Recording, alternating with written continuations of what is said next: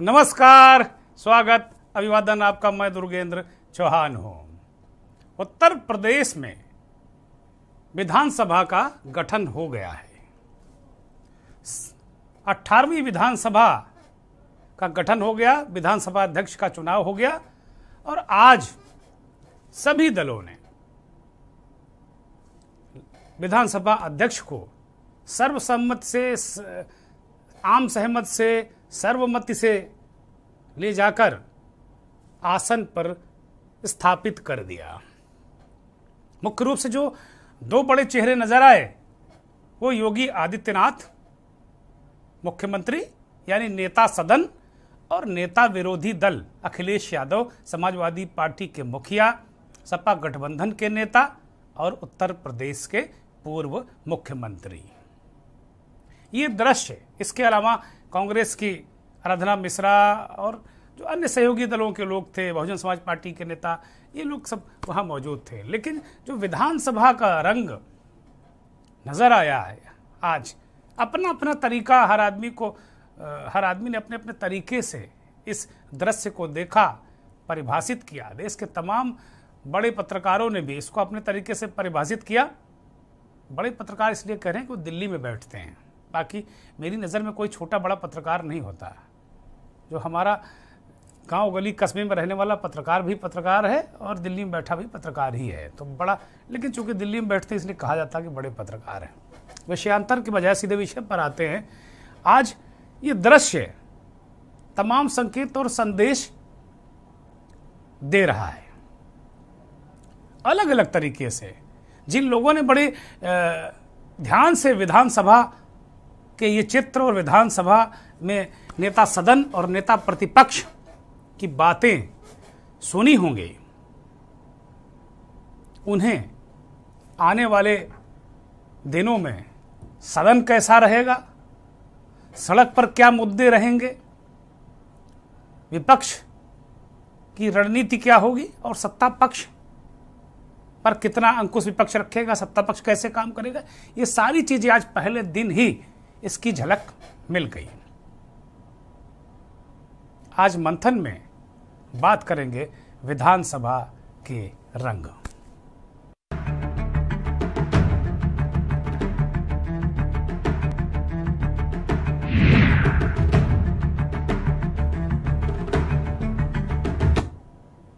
नए रंग में विधानसभा। अब रंग की बात क्यों कर रहे हैं? रंग थोड़ा सा बदला है। पिछली बार ये पूरी विधानसभा 325 सदस्य थे, पूरी भगवा थी विधानसभा। भगवा यानी भारतीय जनता पार्टी के सदस्य, एक प्रचंड उनकी संख्या थी, अत्यंत प्रचंड कहिए उनकी संख्या थी। लेकिन इस बार थोड़ा बैलेंस नजर आ रहा है, थोड़ा संतुलन नजर आ रहा है। लाल टोपीधारी समाजवादी भी ठीक ठाक संख्या में है, सुभाषपा के भी लोग हैं और हरित क्रांति या हरित प्रदेश से आने वाले आरएलडी के 8 विधायक भी सदन में हैं। तो सदन इस बार बहुरंगी दिख रहा है और इस बहुरंगी सदन की क्या खास बातें होंगी, क्या चीजें होंगी, कैसे परिस्थितियां होंगी, अभी आपको नेता सदन और नेता विरोधी दल दोनों के बयान सुनाएंगे तो आप खुद समझ जाएंगे कि सदन कितना बैलेंस रहने वाला है। पिछली बार बार जो विपक्ष की आवाज सदन के अंदर दब जाया करती थी, या हंसी चिटोली में सत्ताधारी दल के लोग प्रचंड बहुमत के ताप में यूं ही उड़ा दिया करते थे, वैसी स्थितियां तो मुझे बिल्कुल नहीं दिख रही इस बार। मैं ये बिल्कुल इस बात से मुतमईन हूं कि विपक्ष अपनी भूमिका सकारात्मक रखेगा और जो सत्ता पक्ष है उस पर एक अंकुश की स्थिति में विपक्ष नजर आ रहा है। विधानसभा अध्यक्ष का चुनाव सर्वसम्मत से हो गया। सभी ने एक स्वर में 8 बार के कानपुर के विधायक सतीश महाना को विधानसभा अध्यक्ष के रूप में स्वीकार किया और नेता सदन के बाद नेता विरोधी दल ने भी महाना जी की भूरी भूरी प्रशंसा की, उनके इंटेलेक्ट की प्रशंसा की, उनके वाक कौशल की प्रशंसा की और उनकी समझ की भी प्रशंसा की और बार बार कहा कि आप तो बहुत समझदार हैं। ये संकेत देने की कोशिश की कि विधानसभा अध्यक्ष को पूरा विपक्ष भी उतना ही सहयोग करेगा जितना जिस दल से वो आए हैं, सत्ता पक्ष, जो आप भारतीय जनता पार्टी का है। हालांकि ये पीठ है, इस आसन पर बैठने के बाद दलीय प्रतिबद्धताएं खत्म हो जाती हैं। विधानसभा और जो संसदीय मान्यताओं, मर्यादाओं, नियमों, कायदों के जानकार लोग कहते हैं कि विधानसभा अध्यक्ष न्यूट्रल बनकर रहता है। जब कभी सरकार के मत विभाजन की स्थिति आती है, अगर बिल्कुल मामला टाई हो गया तो उस सूरत में विधानसभा अध्यक्ष का वोट पड़ता है, वरना वो वोट भी नहीं डालता। वो कभी इस तरह की स्थिति हो जाए तो ये दृश्य मंथन में आज हमने इसीलिए इस दृश्य को आपको दिखाया और दिखाएंगे भी। अब विधानसभा अध्यक्ष का पद स्थापन करने के बाद जो एक परंपरा है, एक दस्तूर है सदन का कि नेता सदन यानी मुख्यमंत्री विधानसभा अध्यक्ष के निर्वाचन के बाद अपना संबोधन करते हैं। योगी आदित्यनाथ ने उस परंपरा का निर्वहन करते हुए इस 18वीं विधानसभा को संबोधित किया पहली बार। सत्ता पक्ष और संबोधित करते हुए उन्होंने कहा कि सत्ता पक्ष और विपक्ष को लोकतंत्र के 2 पहिए हैं। ये कहा उन्होंने कि भाई सत्ता पक्ष और विपक्ष लोकतंत्र के 2 मजबूत पहिए हैं। ये बात योगी आदित्यनाथ ने सदन में कही और ये भी कहा कि भाई ये दोनों साथ मिलकर चलेंगे तभी लोकतंत्र की गाड़ी दौड़ेगी। ये एक सकारात्मक संदेश मुख्यमंत्री और नेता सदन की तरफ से दिया गया। उन्होंने विधानसभा अध्यक्ष के निर्वाचन पर सतीश महाना और चुनकर आए सभी विधायकों को भी बधाई दी। सतीश महाना को बधाई दी और जो विधायक आए जब उन्होंने अपना संबोधन किया तो उन्होंने बधाई दी। ये सब तमाम सारी चीजें उन्होंने लोकतंत्र की मजबूती पर खासा जोर दिया, जिसकी इस समय सख्त जरूरत है। और उन्होंने कहा कि भाई ये जनता, लोकतंत्र का जो विश्वास है वो तभी हासिल होगा जब जनता का विश्वास हासिल होगा और इस सदन में हमें जनता ने मजबूत तरीके से हम पर विश्वास किया है और जनता का विश्वास जीतने के लिए हमें भी उतने प्रयास करने होंगे। मुख्यमंत्री ने नवनिर्वाचित विधानसभा अध्यक्ष सतीश महाना के लंबे सियासी सफर 1991 से 2022 तक की चर्चा की और ये कहा कि महाना जी बहुत बम्पर वोटों से जीतते आए हैं। ये सकारात्मक राजनीति का ही परिणाम है और सच भी है ये, क्योंकि सतीश महाना जिस जाति से, जिस वर्ग से आते हैं, जितने भी चुनाव अब तक वो लड़े हैं, 8 चुनाव, और कभी नहीं हारे चुनाव आज तक वो, ये भी अपराजेय और अजेय नेता हैं वो। तो आज तक अगर जिस बिरादरी से वो आते हैं उसके 2-4 हजार वोट उनकी विधानसभा में हो तो बड़ी बात है। मेरे पास कोई गुणा गणित नहीं, लेकिन इतना ही है। तो एक नेता इतने इतने वोटों से जीतता है इस जाति माहौल में, इस तरीके की राजनीति में, अपने आप में ये भी बड़ी बात है। क्योंकि महाना उस दौर में भी चुनाव जीतते रहे हैं जब भाजपा को बहुत कम विधायक मिलते रहे। जो सपा की स्थिति पिछले सदन में थी 44, 45, 46, 43, यही भाजपा की स्थिति हुआ करती, तभी महाना जीत कर आते थे। ये बहुत सारी बातें कहीं। और मुख्यमंत्री ने पिछले मंत्रिमंडल में औद्योगिक विकास मंत्री के रूप में महाना के कार्यों की प्रशंसा भी की और फिर आज़ादी के अमृत काल की बात भी उन्होंने की कि भाई आज़ादी के अमृत काल में, अब ये अमृत काल का मसला तो बड़ा संवेदनशील है और आज़ादी की 75वीं वर्षगांठ हम मना रहे हैं। अमृत काल में आप स्पीकर बने हैं, ये क्षण बहुत ही महत्वपूर्ण उन्होंने बताया। नेता प्रतिपक्ष ने भी, नेता विरोधी दल ने भी ये बातें कही। अब आपको हम सीधे वो वक्तव्य नेता सदन, मुख्यमंत्री और नेता विरोधी दल के सुनाते हैं। जिसकी अपनी कोई जाति न हो, जिसकी अपनी जातीय पहचान न हो, जिसने अपने जन्म के साथ ही पैतृक रूप से महाना शब्द जोड़ करके अपने को ये कहा कि भैया हम तो सेवा करते करते महान हैं, इसलिए हम लोग केवल राष्ट्रवाद, सुशासन, विकास और गरीब कल्याण के इस अभियान के साथ जुड़ करके अपने इस कार्यक्रम को आगे बढ़ाएंगे और लगातार जनता का एक विश्वास अर्जित करना। एक चुनाव हो सकता है, 2 चुनाव हो सकते हैं, तीसरा भी चल सकता है, लेकिन बार बार चुना जाना, अच्छे वोटों से चुना जाना, हर बार मत का प्रतिशत बढ़ जाना एक बहुत सकारात्मक संदेश है। और पिछली सरकार में मुझे उस सरकार को भी नेतृत्व देने का सौभाग्य प्राप्त हुआ था।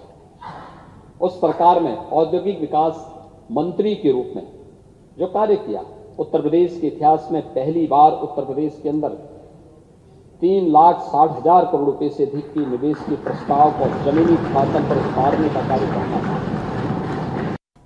हम सब जनता के बीच में गए थे, उसके बाद इलेक्ट होकर के आए, और जब हम इलेक्ट होकर के आए हैं तब हमने आपको इलेक्ट सर्वसम्मति से बैठाया है।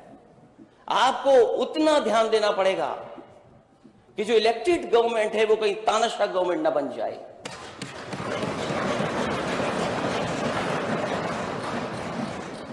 इसलिए जहां आप लगभग 35 देशों में घूम करके आए, ये बात तो मुझे पहले पता होनी चाहिए थी अध्यक्ष महोदय, ये बात तो मुझे पहले जानकारी करनी थी। आपने प्रयास नहीं किया ना। और मुझे खुशी है कि अध्यक्ष ऐसे हमारे बने हैं कि अब जब कभी विदेश यात्रा होगी तो भूलेंगे नहीं हम लोगों को। ये ना करना कि राइट वालों को बिठा करके ले जाएं आप। हालांकि राइट में कुछ ऐसे सदस्य हैं वो विदेश नहीं जाना चाहते, और सही बात है तो सही बात है, वो विदेश नहीं जाना चाहते। और ये बात मैं इसलिए कह रहा हूं अध्यक्ष महोदय, उनका नाम मालूम हो तो बता दिया, शुरू से आसानी हो जाएगी। आवाज मैं बात को आगे नहीं बढ़ाऊंगा अध्यक्ष महोदय। मैं इस बात को इसलिए कह रहा हूं कि विदेश जाने का कुछ लाभ भी है। मैं उन लाभों की बात नहीं कर रहा हूं जो कभी कभी कुछ लोग उठाते हैं सवाल। ये जो एक्सप्रेस वे की बात नेता सदन कह रहे थे, मैं यकीन से अध्यक्ष जी कह सकता हूं, अगर मैं विदेश नहीं गया होता तो शायद देश का सबसे अच्छा एक्सप्रेस वे नहीं बना पाता। अखिलेश यादव ने नेता सदन की बात की और विधानसभा अध्यक्ष को बधाई देते हुए उन्होंने बड़ी चतुराई से अखिलेश यादव ने कहा, क्योंकि अखिलेश के विदेश जाने पर बार बार भारतीय जनता पार्टी और खुद योगी आदित्यनाथ मुख्यमंत्री भी सवाल उठाते रहे हैं कि भाई वो विदेश चले जाएंगे। चुनाव के बाद अभी 11 तारीख को उनका टिकट है। पूरा चुनाव अभियान में योगी जी ने यही बात कही कि भाई 11 तारीख को उड़ जाएंगे, लंदन चले जाएंगे। तो उसका आज जवाब बड़े साइजदगी से, बड़े मतलब एक अंदाज में अखिलेश यादव ने दिया। और योगी और अखिलेश दोनों का अंदाज ऐसा लग रहा है कि सदन बड़ा बेहतरीन होने वाला है। मेरी शुभकामनाएं कि दोनों मिलकर लोकतंत्र के लिए काम करें। सबसे जो महत्वपूर्ण बात अखिलेश ने कही कि भाई आप तो 35 देशों तक घूम कर आए, 35 देशों की यात्रा आपने की है। एक संकेत था, संदेश था कि भाई क्या विदेश यात्रा करना गुनाह है। और बाद में जिन एक्सप्रेसवेज की चर्चा मुख्यमंत्री ने यानी नेता सदन ने अपने अभिभाषण में अपनी उपलब्धि बताई, उसी को लपेटकर उन्होंने निशाना साध दिया सरकार पर और कहा कि अगर हम विदेश नहीं जाते तो दुनिया का, देश का सबसे अच्छा दुनिया का तो नहीं, लेकिन देश का सबसे अच्छा एक्सप्रेसवे हम नहीं बना पाते, हम विजन लेकर आए। अखिलेश ने यह भी कहा कि अध्यक्ष जी, अगर हम विदेश नहीं जाते तो आपके शहर कानपुर में मेट्रो भी ऐसी अच्छी नहीं बन पाती। वो हम विदेश गए थे, वहाँ से आइडिएशन लेकर आए और आपके शहर जहाँ से आप चुन कर आते हैं वो कानपुर में मेट्रो फिर हमने बनाई, उसको हमने उसका सूत्रपात किया। ये बातें भी कही, लेकिन सबसे जो महत्वपूर्ण बात है, आज पहले ही औपचारिक सदन में इंट्रोडक्टरी और जो धन्यवाद प्रस्ताव महाना के निर्वाचन पर धन्यवाद देते हुए अखिलेश ने एक बहुत माकूल बात कह दी। उन्होंने कहा कि आपके कंधों पर बड़ी जिम्मेदारी है और वो जिम्मेदारी ये है कि आप सबको एक समान समझें। जैसे मुख्यमंत्री कह रहे हैं ना कि दो पहिए हैं लोकतंत्र के, तो आप उस तरह समझें। ये केवल नहीं कि भाई विदेश यात्रा जाना है तो राइट विंग यानी भारतीय जनता पार्टी के लोगों को आप प्रेफरेंस कर दें। हालांकि अखिलेश ने चुटकी ली कि भारतीय जनता पार्टी के कुछ लोग विदेश जाना ही नहीं चाहते, तो महाराज जी ने उनसे कहा कि एक लिस्ट दे दीजिए, अब हमें आसानी होगी, उनको पहले ही कट कर देंगे। ये तो जो विनोदी माहौल था सदन में, ये एक अच्छा संकेत है। लेकिन बड़ी गंभीर बात अखिलेश यादव ने कही और उन्होंने कहा कि भाई आप इतना ख्याल रखिएगा कि बहुमत की सरकार कहीं तानाशाह ना हो जाए। ये आरोप भाजपा की सरकारों पर और सरकार पर लगते रहे हैं, विपक्ष हरदम लगाता रहा है। देश के जाने माने राजनीतिक समीक्षक वरिष्ठ पत्रकार राघवेंद्र सिंह राजू जी हमारे साथ जुड़ गए हैं। राघवेंद्र जी, बहुत स्वागत, बहुत अभिनंदन। अखिलेश यादव को आपने भी सुना होगा आज दिन में, वो एक बहुत लोकतंत्र के लिए बड़ी अच्छी बात कह रहे हैं, क्योंकि लोकतंत्र में सरकारों का बेअंदाज हो जाना, तानाशाह हो जाना, ये जनता के लिए अच्छा नहीं होता। आज उन्होंने नवनिर्वाचित विधानसभा अध्यक्ष को बधाई देते हुए, धन्यवाद ज्ञापित किया और बधाई देते हुए उन्होंने इस बात की आवश्यकता महसूस की कि आप सुनिश्चित करिए कि सरकार ये जो उत्तर प्रदेश में है ये तानाशाह ना हो जाए। राघवेंद्र जी से किस तरह देखते हैं आप? पर बिल्कुल सही मंथन है कि राजा जो है सारी प्रजा का होता है और प्रजा को चाहे वो जाति बंधनों से हट करके उनको सारी चीजों को एक ही आईने से देखना चाहिए, पक्ष या हो या विपक्ष हो। उन्होंने ये भी कहा लेफ्ट हो या राइट हो, जो उन्होंने कहा, लेकिन सियासी तापमान आपने जो देखा हो, जो व्यंग्य बाण चलाए जा रहे थे कि सतसैया के दोगरे जो नावक के तीर देखन में छोटे लगे घाव करें गंभीर, तो जो घाव और व्यंग्य बाण छोड़े जा रहे थे, ये व्यंग्य बाण आज के नहीं है। इससे पहले भी आपने देखा हो, ये तो सदन की एक मर्यादा होती है। मुझे खुशी इस बात की है कि आज विधानसभा का चुनाव अध्यक्ष का निर्विरोध हुआ और चाहे आपने देखा हो बसपा के भी जो एकमात्र विधायक हैं उमाशंकर सिंह ने भी कहा कि नहीं, हम भले ही अकेले हैं, उसमें अकेले रह गए हैं सदन में, लेकिन हम अपने हक और अधिकारों के लिए लड़ेंगे। यही बात आराधना मिश्रा जी ने आपने देखा हो, उन्होंने भी यही बंगवाड़ में कहा। तो मसलन सिर्फ साफ है कि इस बार अगर संसद से इस्तीफा देकर के अखिलेश ने नेता विरोधी दल का जो अपना पद स्वीकार किया है तो माहौल तो गर्माहट का रहेगा। और ये भी एक चुनौतीपूर्ण है कि जो वो तानाशाह कह रहे हैं तो वो हमेशा एक व्यंग्यबाण करते रहे हैं। उस व्यंग्यबाण में उनका ये भी एक इशारा रहा है हमेशा कि कार्रवाई हो तो जाति प्रेरित ना हो, वो सारे लोगों पर हो जो दोषी हैं या अपराधी हैं, गुंडे हैं, माफिया हैं। और ये बात हमारे केंद्र के गृह मंत्री ने भी आपने देखा हो, हमेशा कहीं ना कहीं आईना दिखाने का काम किया है। तो जो सियासी तापमान है और हमारे पड़ोसी प्रदेश में, मध्य प्रदेश में भी अब बुलडोजर की बात होने लगी, तो देश की जो राजनीति में जो बदलाव आप देख रहे हैं और कुर्सी पाने और चोरा के रंग बदलने के साथ साथ आपने देखा होगा कि भले ही दबाव में जो कुछ भी मंत्रिमंडल में लोगों को लिया गया हो और तमाम लोगों को जो नए चेहरों को मंत्रिमंडल में स्थान मिलना था, लोगों को कयास था कि भाई एक लिस्ट बनाई गई है, उन युवा चेहरों को सदन में रखा जाएगा। युवा रीढ़ है भारत की, पढ़े लिखे शिक्षित लोगों को। लेकिन जो भी लिया गया, मैं समझता हूं वो 2023 राघवेंद्र जी, इस पर हम लोग विस्तृत बृहद चर्चा करेंगे, हो सकता है कल ही करें हम। ये बड़ा महत्वपूर्ण विषय है कि भाई पढ़ाई लिखाई दरकिनार, वो हम बात करेंगे। लेकिन आज जो बड़ी महत्वपूर्ण आपने बात कही कि भाई उत्तर प्रदेश में योगी आदित्यनाथ की सरकार आ गई, इससे प्रेरित होकर शिवराज चौहान भी बुलडोजर लेकर चल पड़े। लेकिन जो विपक्ष है, वो चाहे मध्य प्रदेश का हो और चाहे उत्तर प्रदेश का, वो तो ये कह रहा है कि भाई ये सरकारें तानाशाह ना हो। तो इसके लिए विपक्ष को किस तरीके की भूमिका में आना चाहिए राघवेंद्र जी, और सत्ता पक्ष को क्या क्या संयम बरतना चाहिए, और उत्तर प्रदेश का जो की राजनीति है सदन के अंदर और सड़क पर, आप किस तरीके से देख रहे हैं? देखिए, ये तो निश्चित तौर पर है कि पिछली सरकारों में आपने देखा हो बहुत से मकान ऐसे तालाबों पर बने हैं।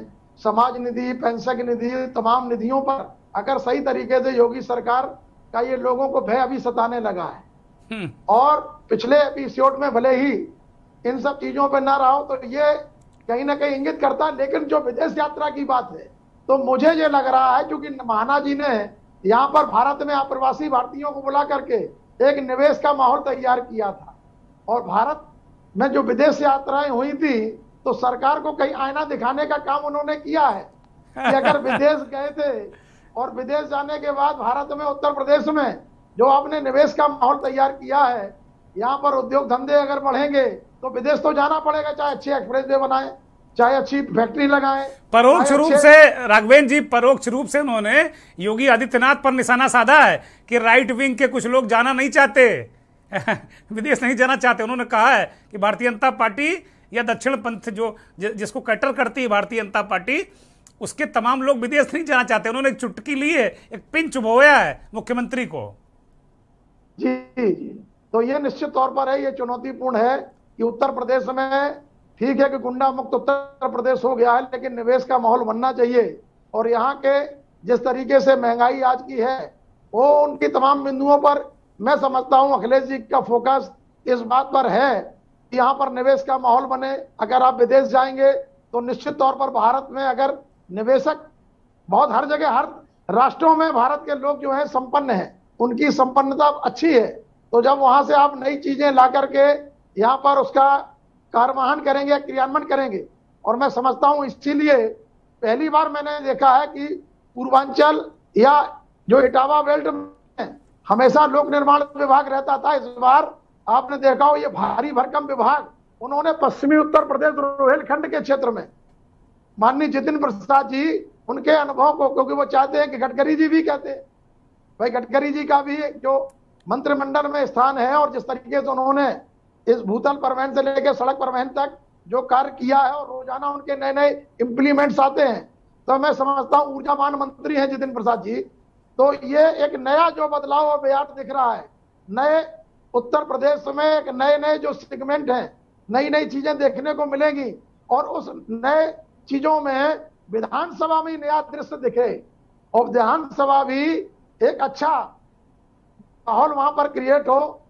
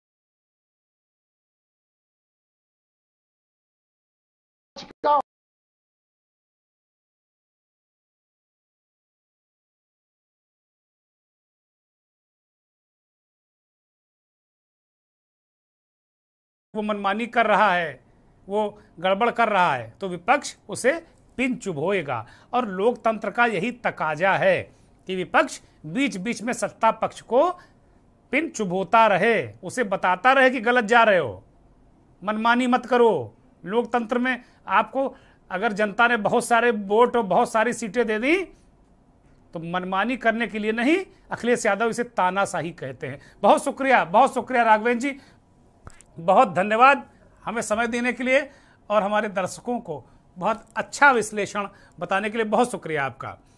तो राघवेंद्र जी ने जिस तरीके से बताया कि भाई जो सदन है, बहुत अच्छे शब्दों में विश्लेषण किया। उत्तर प्रदेश से वो मध्य प्रदेश की तरफ चले गए, ये बड़ा, और वहाँ जो बुलडोजर को लेकर शिवराज चौहान राजनीति कर रहे हैं, ये अपने आप में एक अलग है। इस विषय पर जल्द हम बात करेंगे कि भाई क्या बुलडोजर जीत की गारंटी हो गया है।